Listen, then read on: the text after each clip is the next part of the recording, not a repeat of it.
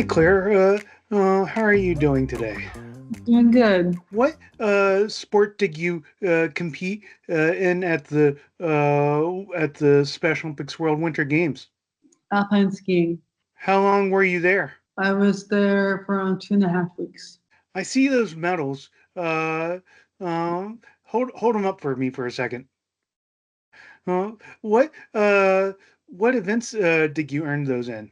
And this one in GS, giant slalom. And this one in Super G or like speed. And I earned this one in um, slalom. So this is silver, this is gold, and this is bronze. So, which one did you get the those each one of those in? Got the gold in Super G or speed, and I got the bronze in slalom. That's Slalom. great. So, how did it feel to be standing on the podium with? Pretty amazing. Yeah. It was like Uh, it was like I never would have thought I would stand on the podium at like the World Games and at Real Olympics. It was so cool. that's great. What was there a lot of people cheering you on in competition, and when you were on the podium as well? Yes, there was. There were some parents with cowbells and red, white, and blue pom poms at the end of the race course and at the award ceremonies. And my dad was always cheering me on. He would always cheer us at the end of the race course. And then at the word ceremony, my head coach, and I think they were at some of them and some of the races too. My head coach's daughters were there, and his wife and mother-in-law, and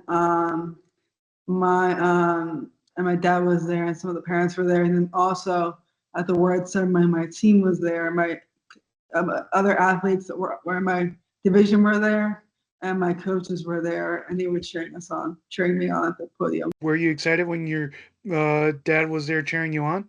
I was very excited. I was very happy about that. Yes, really happy. Oh, tell me a little bit about how you were selected for the Special Olympics World Winter Games and how you felt when you were selected.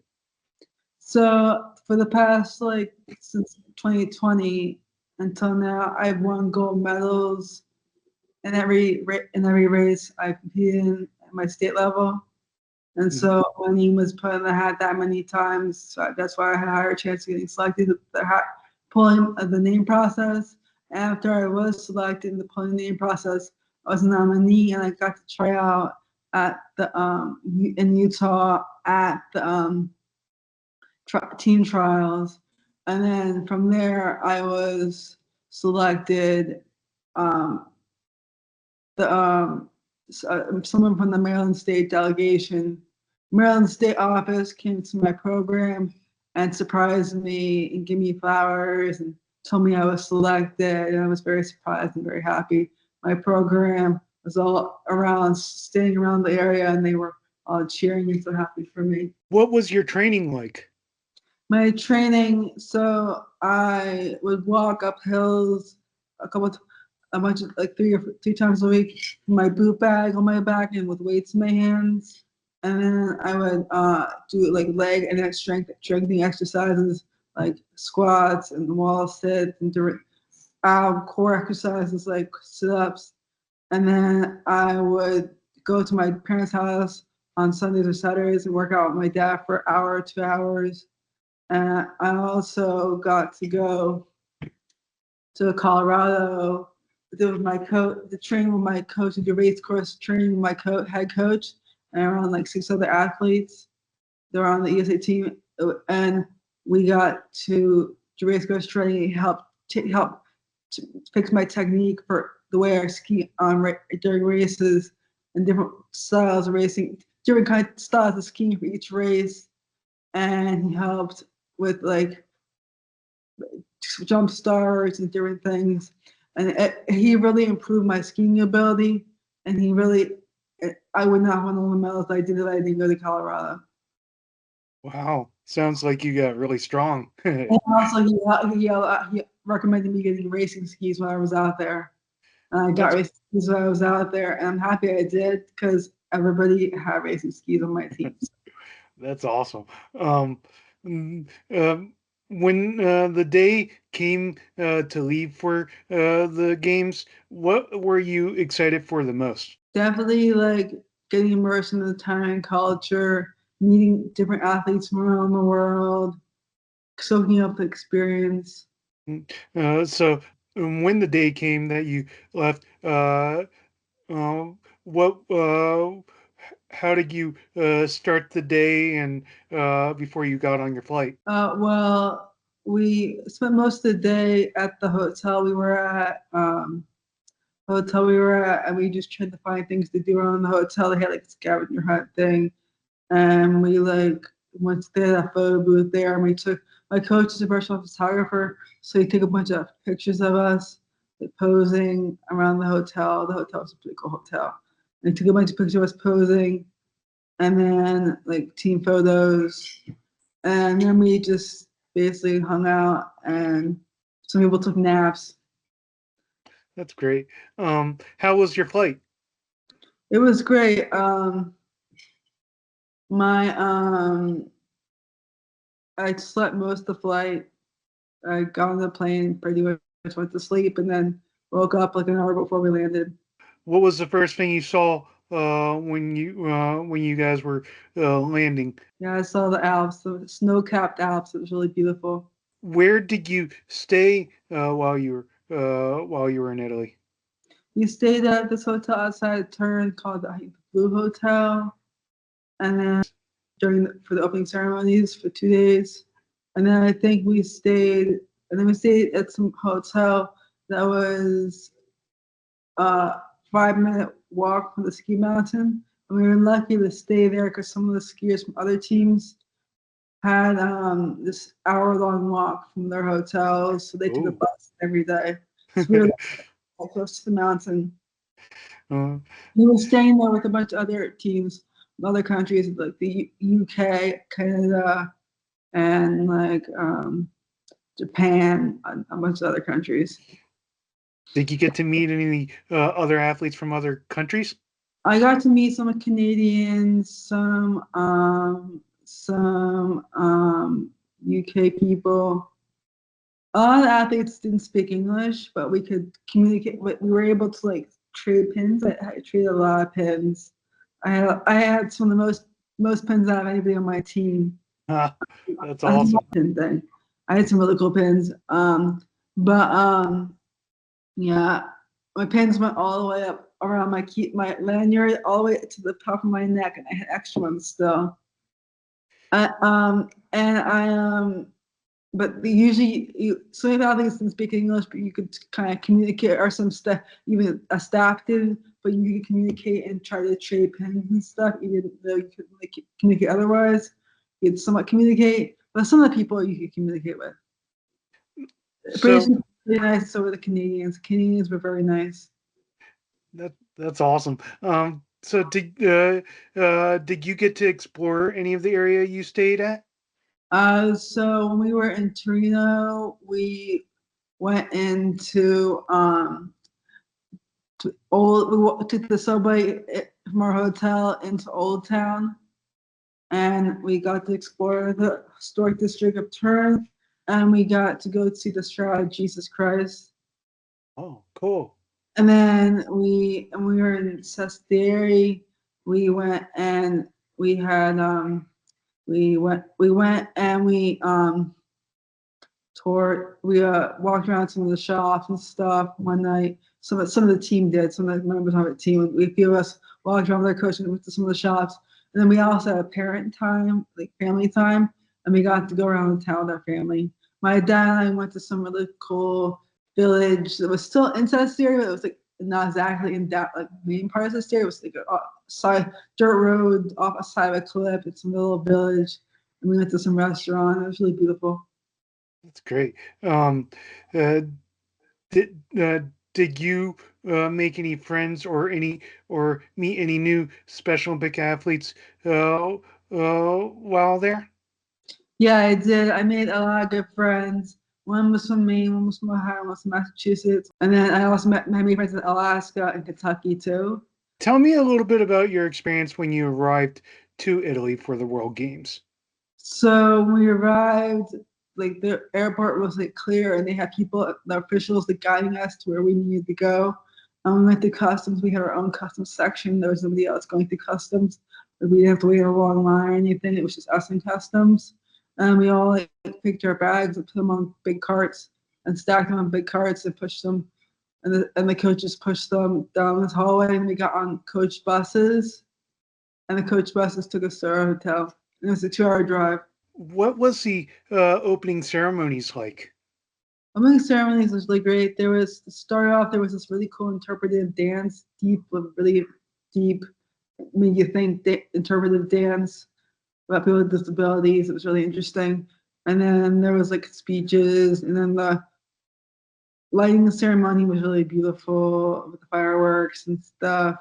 Like torch lighting ceremony, and there was some cool like dancing, and like there was like cool like some singing, and then there was one. They had this one singer that came out that was from Italy. There was some famous pop singer in Italy. All the Italians were singing along to it, but nobody else knew the words. But then, there's some famous singer. I forget his name, but he was. I knew a few of his songs. He was famous. Came out and played a bunch of numbers, and everybody was dancing. And I danced with a bunch of athletes from all over the world. It was really cool. Were you dancing? Yes, I was. I was dancing with. It was great. We were in the line and all kinds of stuff. What does it mean to you that you were there to represent the United States of America? It means a lot. It means a lot. It's really meaningful.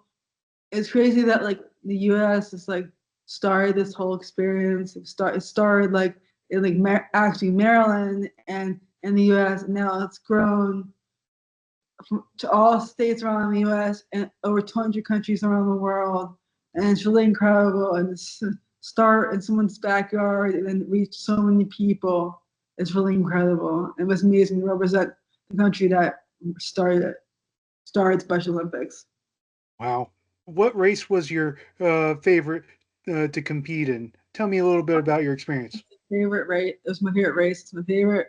But the day that it happened, it was a little foggy, and so it was kind of hard to see. And I was worried about missing gates. And throughout the race, there was different terrain, like hard terrain to ski on, during weather conditions. So you had to be ready for it. And I was nervous some of the time, but my coaches really boosted my confidence and they really supported me. And I was able to be a contender and be able I did a lot, but did better than some athletes from Europe, which have very good skiers, and other countries around the world. Which race was this again? And the slalom is my favorite, but I was talking about all the races. That's great. You said slalom. What were the other races that you uh, did? Super G slash speed and GS. What do you do in Super G? Super G is kind of called speed because you you do you do big turns across the mountain. So the gates, there's very less gates and it's very spread out. And so you go really fast. You're supposed to go really fast because there's less turns, so you go straight and you go really fast. It's Uh, actually the hardest race course. In Maryland, we don't do the race course we use for Super G isn't the correct race course. mhm. It's not like what you race in other states. It's our course isn't really a GS course. Super G course, it's not really any course I was really any kind of course. It's flat and the gates are next to each other. There's one gate and it's not the correct kind of course. So it's hard to get speed and it's supposed to be fast. How So about slalom? slalom, it's a lot of gates and they're very close together, and you go through them, and it's one pole, and one is one pole, one blue pole, one blue pole, one orange pole, and you go really fast, like through them, like really fast through them. And it's not like an up and down motion, it's like a hip motion. You don't go up and down, you just you go through your hips. And then GS, it's up and down motion. You do big turns and you go up and then you go down and then you go up and then you go down. You go down for a while at the end of your turn, you go up and you come back down for the next part of your turn. But that's more gates than speed Super G. But it's wide, like across the race course, kind of like it. That's awesome. So, what was your feeling right before they counted you down to start Very, the very race? nervous. What were you thinking? Very nervous. I was very nervous. Very nervous. Kind of having anxiety about not falling and not missing a gate and what losing control wiping out. What was your thoughts right before you left the gate? Trying to calm myself down and not freak out. Oh, looks like you did great. That's awesome. I can't remember which side I was supposed to go down. So I was trying to get in my head right on blue or right left on red or whatever it was, trying to make sure I understood because that's what like, trying to watch the athlete ahead of me go through and see where they were going on the gate. That's another thing. So each gate were different colors. It depended on the race. So sometimes it would be blue on one side, sometimes it would be red on one side, or orange or whatever. And it was always different depending on the way they set up the race course. It wasn't always the same. Okay. But throughout the race, it was the same way. Out the race, during that race, it was the same side for the whole race, but different races had different were differently set up differently. After the competition was over and you uh, stood up there and got your medal, what and the whole day was over with. What did you do on your time off of competition? Usually, we would like take showers, hang out in our rooms with our coaches, and with our roommates. Um, we might hang out. Sometimes people would hang out in the lounge area, but mostly hung out in our rooms with our roommates. Some people took naps. Uh, some people took naps, and then we go down for dinner, and then we usually Did have you a get meeting later in the evening, and then we would go to bed. It okay? wasn't a lot of time for fun stuff. It was even though we only do a course inspection and then two races usually, it was very tiring. Did you get to explore any while you're on your time off? We went shopping one day in the town, and 2 days we had parent time. So we had time to be with our parents in the afternoon, evening. And one day we went to explore. But we didn't they usually have a day off, they said, and to do like sightseeing, but we didn't have that. Okay. So we didn't Mm. get to explore that much. But I did How, more touring with my sister when I went touring with her.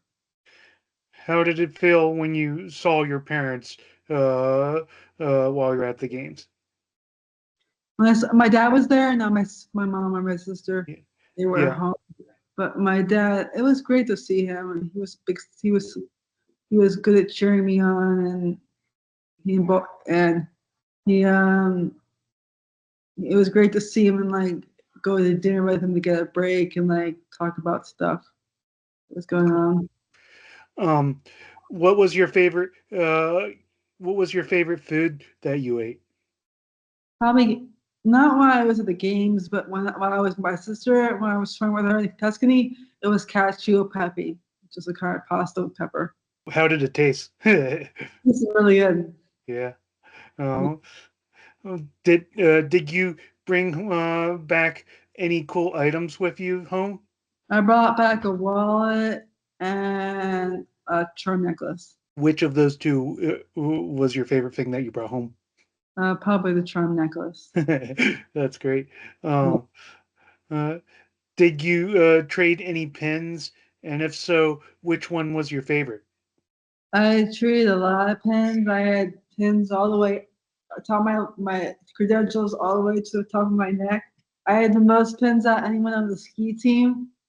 I had so many, and I've lost some of them, which is kind of sad. But Oh, probably my favorite one was one I got from China. It was really cool. This that's guy from awesome. China had the coolest pins, and he someone said some guy from UAE said he had to trade. It was the one he got one of the pins I wanted from the Chinese guy. He said he had to trade 5 pins to get that one pin. And I Wow. was he wouldn't give it to me, but he gave me a cool one that was similar. And he gave me 2 pins, but one of them I lost. So about that. But yeah, and then another pin that's my favorite is this one that's in Holland. That is yeah, Holland or Netherlands. That's a wooden shoe, a wooden red shoe with like painted designs on it, and Right. it's on a chain stuff. It's really cool. That's great. Uh, uh, so, did you get to meet any celebrities? I walked by Tim Shriver during the opening ceremonies. He was like right by me. I didn't see him when I was going by. My coach pointed him out, but I could have shook his hand because I had met him before. But and I reintroduced myself to Mary. I forget her last name. She's the CEO of Special Olympics. Mary Davis? Mary Davis. Yeah, I reintroduced myself to her because when I was at the White House, I sat at her table, so I reintroduced myself to her. That's cool. That's nice. Um, And then also my coach, head coach, he was a professional ski. ooh, He was my head coach was a professional ski like on the pros. He coached people on the pro tour on like the tour. They were on the tour for skiing, and so he was like on the coach like he coached the USA team or on the USA team on the pro tour, and he one of the athletes that was a Olympic Olympian won a gold medal at the Turin Olympics in 2006. hmm. He videoed him. He sent a video to my coach telling us like good luck and have a good time and stuff like that. What is one Italian thing you learned while you were there? I have to say, they eat a lot of meat in northern Italy. You think they eat pasta everywhere, but they actually eat a lot of meat in northern Italy. And also, they listen to a lot of American music. Did you learn any Italian words? And then the Rivederci, grazie is not pronounced grazie, it's pronounced grazie, or something Yep. like that. And then ciao. Ciao. Do you think you'll ever return there someday? Definitely, I definitely want to go return one day. Definitely do. What do you think you would want to go back and see? Rome, Why Rome? because I want to see the Sistine Chapel really badly. Yeah.